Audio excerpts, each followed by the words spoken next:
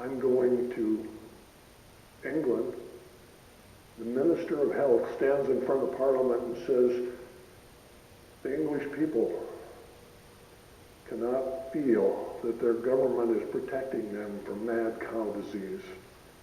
The National Cattlemen's Beef Association said it was the exploding powder keg that was heard around the world. I was the only person from the U.S. in England that was willing to talk on that subject, and I did 70 interviews in 9 days. I can remember going to BBC Radio doing World Service Tonight. I walked in and I said to the producer, I said, how many stations is this on? And he said, well, I don't know, but we're in 200 countries. 200 countries? He said, yeah, a few thousand. I did an hour in 200 countries. I went outside. They had a limo there to give me a ride to my next event, which was BBC television. I got in. It was across the street. We did a U-turn.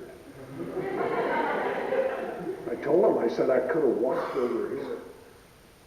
Finished doing an hour on BBC television, went back to my hotel, 7 newspapers waiting to interview me. It was like this day after day for 9 days.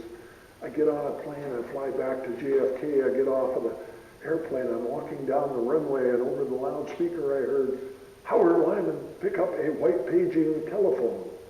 Well, you know, being a celebrity, I looked to my entourage. I was alone. I pick up the phone, it's Oprah Winfrey. Oprah said, if we send you a ticket, will you come here to Chicago? We want to do a show that's called Dangerous Food. Could it happen here? Now, do you think, being a celebrity, I jumped at the opportunity to appear on television in front of a few million viewers? I waited a good 4 or 5 seconds before I agreed. She sent me a ticket. I flew to Chicago. I get off of the airplane. I'm walking down the runway. I'm carrying my suit. And here's a guy in a blue suit and a limo driver's hat. And he's got a big sign. And the sign says, Lyman. I said to him, I said, would you wait 5 minutes so I can find somebody with a camera? I want to get a picture of this. He said, no. Took me out and put me in a limo, and I swear this is true. That limo was so long, I had a phone to talk to the driver. I was embarrassed. Luckily, the windows were frosted. Took me down and put me in a suite larger than the home I was raised in with my parents, 2 sisters and a brother. The next morning, I'm up bright and early. I got my suit on. My limo is waiting. They take me, and I meet Oprah Winfrey for the first time. I walk in the door. Oprah comes up to me and says, you know, I saw the movie Babe 5 times. I will never again eat pork. And I can remember looking up and saying, oh, hallelujah, this is going to be a great day. I'm in the green room. Every one of you guys here, if you're going to appear on television in front of a few million people, it's your wife's responsibility to call you in the green room and tell you exactly what to say. The phone rings. It's my wife. She tells me what to say. I'm thinking about it. They come and get me. They take me out and put me on the stage.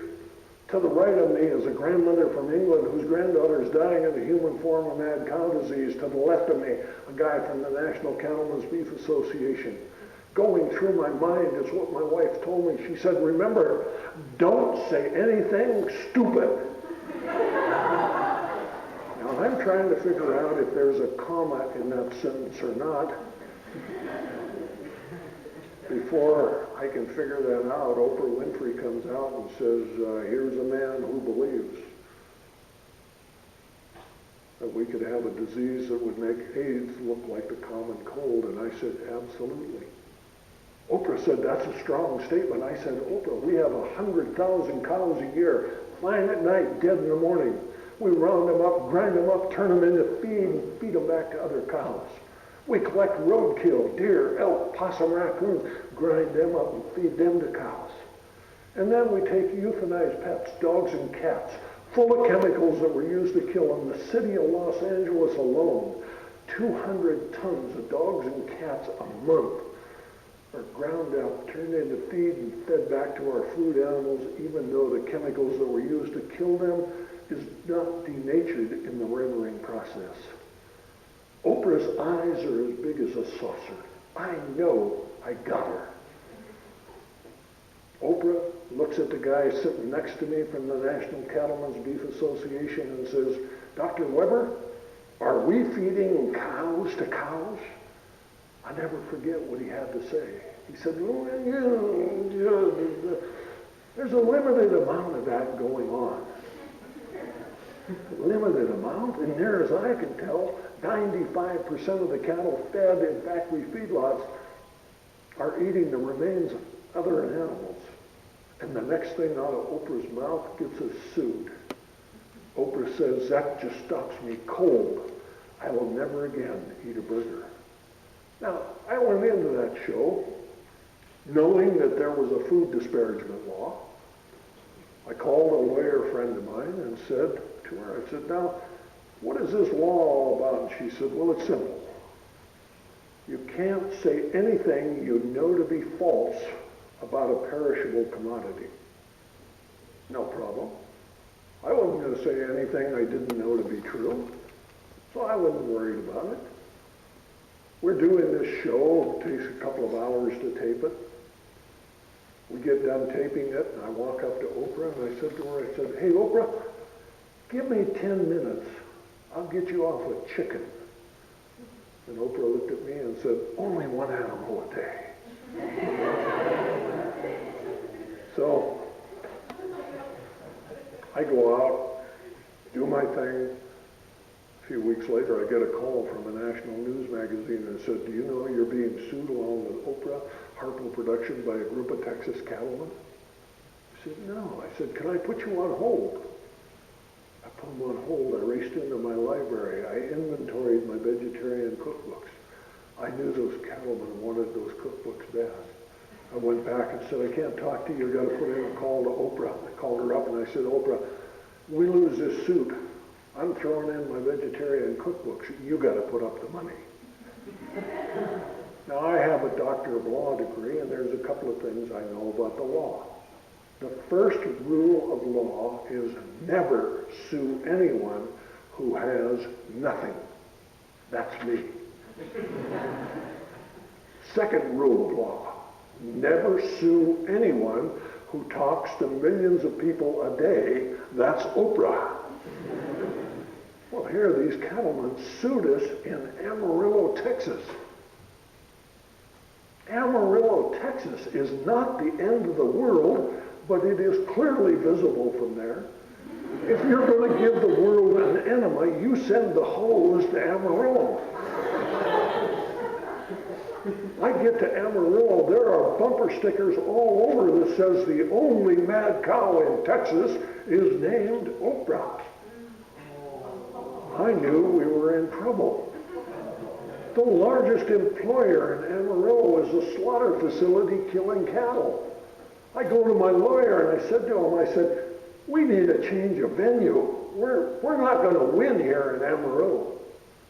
So we go and see the judge, a 72-year-old lady, a tough old heifer. And we said to her, Your Honor, we'd like a change of venue. She picked up the hammer, slapped it down, and said, motion denied.